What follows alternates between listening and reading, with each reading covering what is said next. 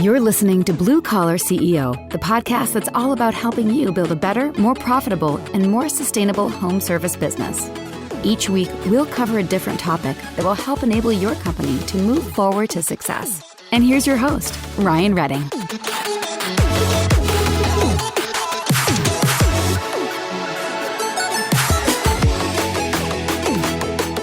What is up, Blue Collar CEOs? It is Ryan. It's been another awesome week, and I've got another incredible conversation with you. I'm getting ready to introduce you to the owner and strategist at a company called Reflective Marketing. Krystal Hobbs has dedicated her career to helping HVAC and home service businesses get known and grow using the power of social media. Krystal and her team have trained the top 1% of Facebook advertisers in the world, making her agency one of the most advanced in North America. She's the proud host of a podcast called Beyond the Tools. That's for business owners in the trades. Actively involved in the Canadian Home Builders Association. Yes, she's a Canadian. And she also chairs that particular association's events, committees, serves on the board of director for the past 4 years. In her spare time, she loves practicing Mai Tai and hanging out with her pup buddy. But we're going to be talking about all kinds of things. One of the things I really want to clue you in on is what she says about how most successful companies think about diversifying their marketing efforts. There's a lot of good stuff. Let's get going. Krystal, I am really, really excited that we're able to get you on the show because you are crazy busy and there are many time zones between us. But for those maybe who don't know who you are, what you do, let's just start there. Who are you? What do you do? Yeah, very excited to be here, Ryan. So thank you. My name is Krystal Hobbs. I live in Newfoundland, Canada. It's basically a big, cold, fairly isolated island on the east coast of Canada. And essentially what I do is we help HVAC and home service businesses to grow their leads and sales and appointments with Facebook ads. I also host my own podcast, Beyond the Tools. So it's exciting that I get to be in the guest seat today and have a chat with you. I'm happy to be here. Well, I hope that the guest seat is not uncomfortable. Let me say it that way, because it's totally different being on the other side of the mic. Yeah, absolutely. I'm very comfy so far. Yay. Okay, so I'm curious. Because obviously Facebook leads is something a lot of people are interested in, especially like on Facebook groups. Like a lot of people are talking about it, and I think there's a lot of like a mixed bag as far as the offerings available, the tactics that are used, why Facebook is a preferred channel for generating leads. So I guess I'm curious for you, given that it's seemingly such a simple idea has such broad sort of understanding and not a lot of shared values. Why do you like Facebook ads for HVAC companies? That's a great question. I think Facebook ads is something that is perhaps a little underrated. I know a lot of companies in the space are doing PPC, they're doing SEO, they've got Angie's List and Home Advisor and all these channels, which are all fantastic. But what ends up happening is that you're primarily getting people who are in a I need help now situation, which is obviously great if you are doing emergency and you're doing repairs and all those sorts of things. But if you're looking to proactively grow your installs and replacements, Facebook ads is a great way to get in front of homeowners before they're even in that situation and get in front of them before they're looking at your competitors. So it really allows you to be proactive because you're not waiting for homeowners to seek your company out. So I think that's a really good distinction because I think a lot of contractors focus on the demand side of the equation, right? Somebody having something break, they pick up the phone and they call. And a lot of times homeowners, well, no one wants to wake up on a Tuesday morning thinking, I'm going to call an HVAC company today. Like everyone's annoyed, they're pissed off, like all those things. And so the opportunity is very, very narrow. But what you're describing, though, is more up a funnel. It's about nurturing this sort of awareness for longer so that when something does go wrong or when there is a need or when they have been thinking about maybe it's time to upgrade X, Y, or Z, that's the first company that comes to mind, and you prevent them from shopping anywhere else. Is that right? Yeah, I think that's fair to say. And absolutely, there's that awareness piece, getting in front of them early. There's nurturing and building those relationships. But I think what a lot of companies don't realize is that you can absolutely generate leads now who have had this in the back of their mind. You know, my system's old. It's hasn't been working the way I really want it to. Yeah, maybe it's not broken down, but this is in the back of my mind. I'm not looking at this point, but if I see a really compelling ad, a really compelling offer show up on my Facebook feed, my Instagram feed, that's the perfect opportunity for me to reach out that I wouldn't have done otherwise. It sounds like you're describing something that's more thoughtful and more nuanced than somebody just running an ad or a promotion. Like, it seems like what you're describing, though, takes more mindful consideration of the customer journey at each stage before they get to the point of it's been kicking around in the back of their mind. Let me entertain this offer. Does that sound right also? Yeah, I mean, I think there are people that really fit into different buckets. But certainly there is those longer term goals of, you know, I want to get in front of people. I want to be known in my local area as the heating and cooling company. And there's the piece of being able to drive a volume of leads in the short term. And I don't think a lot of companies realize that that's even possible with social media ads, because they think of it as, you know, people are on Facebook to chat with their friends or watch cat videos or post what they ate for dinner. But because people are spending so much time there, it's really an untapped opportunity for a lot of heating and cooling companies. What are some of the things that you feel like are common misconceptions or common mental roadblocks that contractors have when you start talking to them about Facebook ad campaigns? Great question. I'm going to ponder for It's a weird second. being on the other side of the microphone, isn't it? Because now it's like I get to toss something to you that you're like, oh crap, I didn't get to prep this. And that's half the fun. Yeah, no, I think it is fun. I always joke that I'm a bit of a muller. Like, I'm like, I got to turn that question around in my mind and think about what the accurate answer is. So common roadblocks and perhaps misconceptions that a lot of contractors have when it comes to Facebook ads. I think one common misconception is that, while you're thinking, I'm going to let everyone know, I'm going to make sure we link your podcast in the show notes too. So if anyone is finding this conversation helpful and interesting or entertaining in any way, take a minute, check out the actual podcast that you put on, and we'll have it all there. So the Beyond the Tools. Awesome. Thank you, Ryan. Yeah. So in terms of some of the common roadblocks and misconceptions, I think one thing is that we go into social media advertising and we've been trained by that boost post button, right? So we're like, okay, I put up this post about a special I have on cleaning furnaces. I'm going to go ahead and put $5 behind that and see what it does. And that sort of short term, not really strategic, just throwing things at the wall doesn't really work. So I think that's one of the things that I see a lot of, is really focused on taking more of a content first piece of, I have this post, I'm going to put it out there and get it in front of people, which is more directed at getting awareness, getting engagement, but not actually driving a direct result. So it is a total mindset shift to think about Facebook ads as somewhere in between your regular post that you put up on Facebook and Instagram, whatever, and PPC that's a lot more straight to the sale sort of scenario. It's borrowing the best parts of both in a lot of ways, I think. Yeah, that's really well said.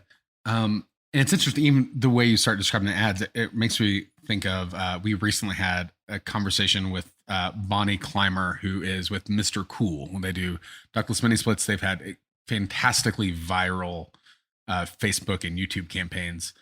And it was interesting to see her take on the type of creative and copy to make it like disproportionately unfair to get awareness and traction and start creating a lead flow. And obviously they leverage humor as a mechanism a lot. For you, what sort of tactics or approaches do you find successful or effective when you're starting to create the beginning sort of touch for this lead generation that you're building out on Facebook for these companies? Yeah, I think it's a lot more simple than a lot of contractors or companies necessarily realize it is. There are a few elements that I find really make or break a campaign. And particularly with Facebook and Instagram ads, one of the things is really leveraging what's called Facebook lead ads. They're a very simple way of running a campaign where you don't need to have the most amazing website that's perfectly converting your traffic. You don't need to have a landing page. Everything is built within Facebook.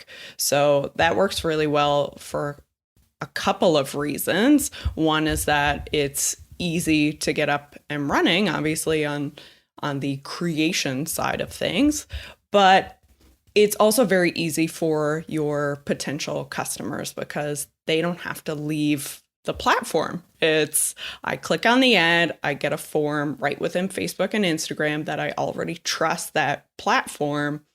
I'm filling out some basic information, and then someone's going to follow up with me. So it's a very simple mechanism for someone to raise their hand and say, yes, I'm interested. I want somebody to reach out about my install or replacement. So you referenced something and slid by, because I think a lot of contractors don't think about the back end of this particular process. So it doesn't matter if it's a lead ad or you're driving into a page like a conversion funnel page or whatever it is. You get the customer's information. It's sitting in a giant fancy spreadsheet of some type. Awesome.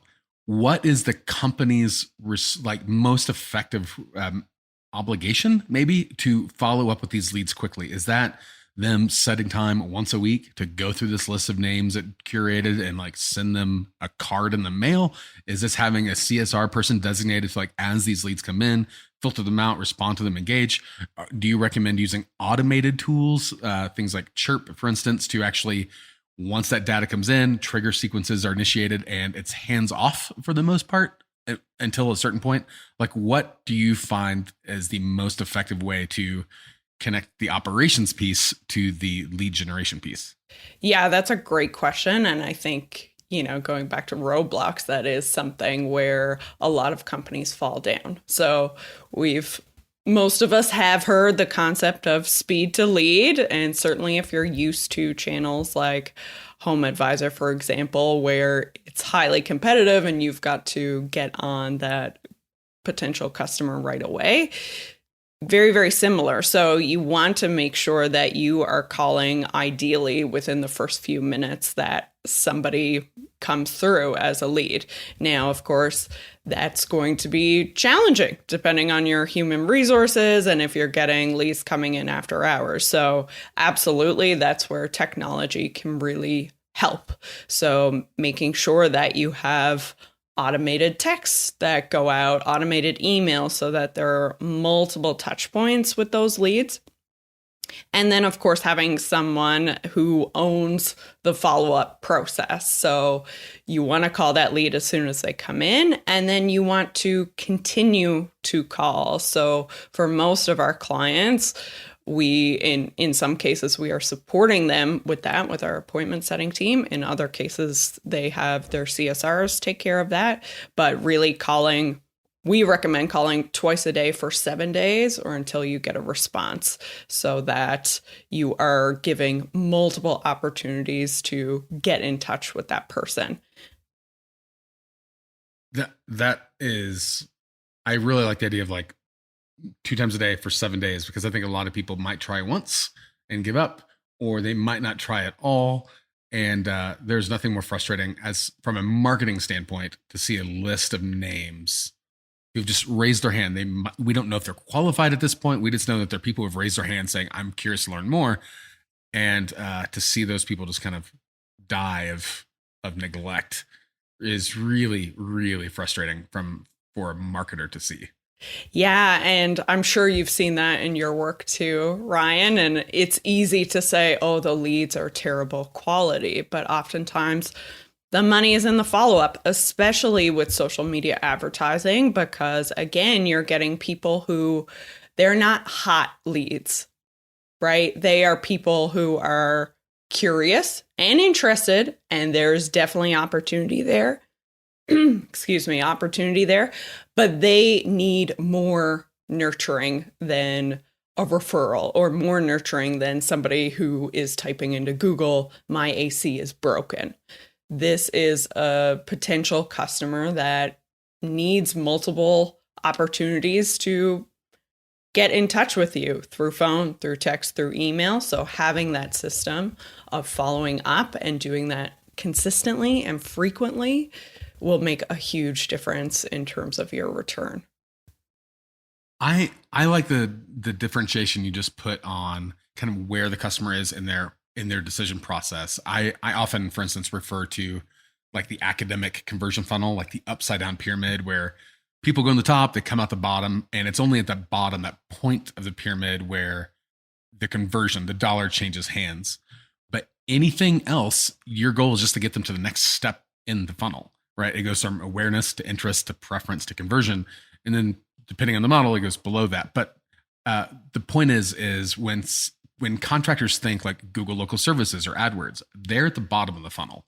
Like, they're doing that search, they're doing that action because they have a problem now and they need your help yesterday. So you're not going to need to do a lot of hand holding, right? They're already there. It's just making it work. What you're talking about though is getting people who aren't quite at the conversion process. They might be interest, they might have preference if the company has a really strong reputation or the offer is especially compelling, and it's still up to the follow-up process to help hold their hand and guide them through the conversion window. So for a company to ask for $1 to change hands when the customer's still at the interest stage, it's really premature. If they ask for $1 change hands when there's a preference stage, it feels a little bit, okay, like presumptuous maybe. It really does take that understanding of the journey the customer's going through and making sure that the company is mindful and prepared to help the customer navigate it down. Yeah. That felt really rambly. No, not at all. I think that is a perfect way to describe it. And yes, absolutely, we're talking about a type of lead that does need more follow-up, more nurturing, more relationship building. But there are ways that even in what you're offering in your ad campaign, you can attract a potential customer that is a little further along. So what we often see is that the right offer or the right incentive can make a big difference in attracting more qualified leads. So for example, we've seen that any sort of financial incentive performs really well in terms of getting a good cost per lead. But if somebody is looking to save money on an install, well, obviously they are considering getting an install. So looking at things like your financing, if there are any government rebates in your area, any opportunities where that homeowner can save money, if you are advertising that, you're much more likely to get people closer to the bottom of that funnel. Yeah, and probably one of the best ways to think about it is provide the solution that's most helpful at the customer at that stage. And just help them kind of drop down to the next part of the pipeline. It's clearly, I mean, Facebook ads is like this. It's a massive domain. I don't think most people are aware of, one, how big of a product that is within the Facebook and Meta ecosystem, and two, how complicated and how robust the data collection is for Meta. And it's not just Facebook, it's also Google, it's also Amazon, but these companies harvest significant amounts of data. There was a lot of disruption a couple of years ago when Apple changed their security parameters for iOS. That caused a huge disruption for anyone using Facebook ads. And it was for anyone in the marketing in that lane, it was really stressful for quite a while. What sort of impact, positive, negative, indifferent, did you and your company notice as a result of some of those changes with the updated iOS security measures? Yeah, it's really interesting because of the work we do specifically in lead generation. And we're a little unique in that most of our clients were using the Facebook lead ads format. So because Facebook owns that, it controls the data that's available. So we didn't actually see that much of a negative impact. But I know for certain clients and certain businesses as a whole that were driving traffic to their website from Facebook and Instagram, that would have had a lot more of a dramatic effect. I would say overall now, pretty quickly within the first few months and certainly this year and beyond that, it's leveled off. We're not really having the same struggles, or Facebook has figured some stuff out, marketers have figured some stuff out, but certainly seeing a lot less of an effect by using that lead ad campaign type on Facebook and Instagram. Yeah, and I've noticed similar, but I think there's also another point, which is for good or for bad, companies that rely on any one marketing channel, be it AdWords or Google Local Services or traditional SEO or Facebook or whatever, if they depend on one, there's a whole lot of risk associated that is outside of their ability to manage.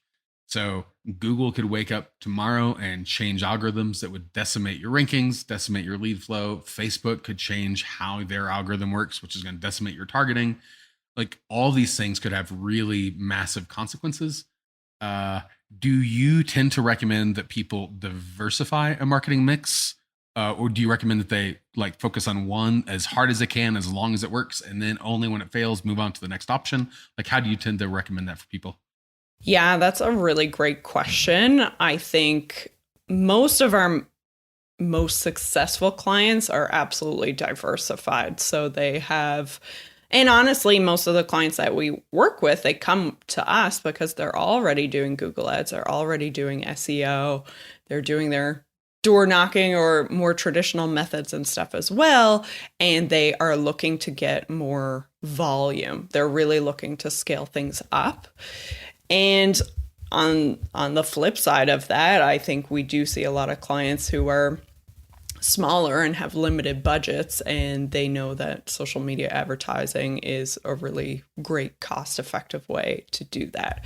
So I think the work that I do is super specific. I'm a big nerd. I'm in the weeds. We're doing this one thing and doing it really great. I know certainly companies like yours are looking at more of a holistic strategy and different platforms and all those sorts of things. So, certainly my outlook on things is very focused on my lane, but I would say that a lot of the most successful heating and cooling companies that we work with are absolutely still doing Google. They still have a great website. They're doing email marketing. They're doing more traditional things and looking at leveraging their existing customer base. So all of those things are absolutely important. And you can certainly put all your eggs in one basket, but you don't want to do that for the long term. I think that's really, really well said. I mean, clearly, to the point you just made, you focus on your lane. You are exceptionally good at what you do, and you're passionate about helping the trades. If somebody wants to learn more about your agency, to connect with you, to see how you might be able to help them, what's the best way for people to contact you? Yeah, absolutely. So we are super active on social media, Facebook and Instagram in particular. No surprise there. So you can reach out at Reflective Marketing. So facebook.com/reflective marketing, at Reflective Marketing on Instagram. I post all our podcast content on there as well. And then the best way is through our website. So reflectivemarketing.com. You'll see a button there where you can book a free strategy call, and that's with me. So we can have a chat about your business and what's going on, or you can just learn more there. That's awesome. We'll make sure all those are in the show notes, as well as the podcast, which I mentioned earlier, reflectivemarketing.com/podcast. You'll be able to pull up all the other episodes. Seriously, Krystal, it is awesome having you on. Thank you for doing exceptionally good work consistently day in, day out. It was really great having you on. Thank you for stopping by. Thank you for having me. This has been a lot of fun. This episode was hosted by Ryan Redding, author of the book on digital marketing for plumbing and HVAC contractors, and founder of Levergy, the digital marketing solution for serious home service companies. You can subscribe to Blue Collar CEO on Apple Podcasts, Spotify, or wherever you get your podcasts. Visit us online at BlueCollar.CEO and find us on Instagram. And don't forget to subscribe and leave a review. Thanks for tuning in. We'll be back next week with another awesome episode. See you soon.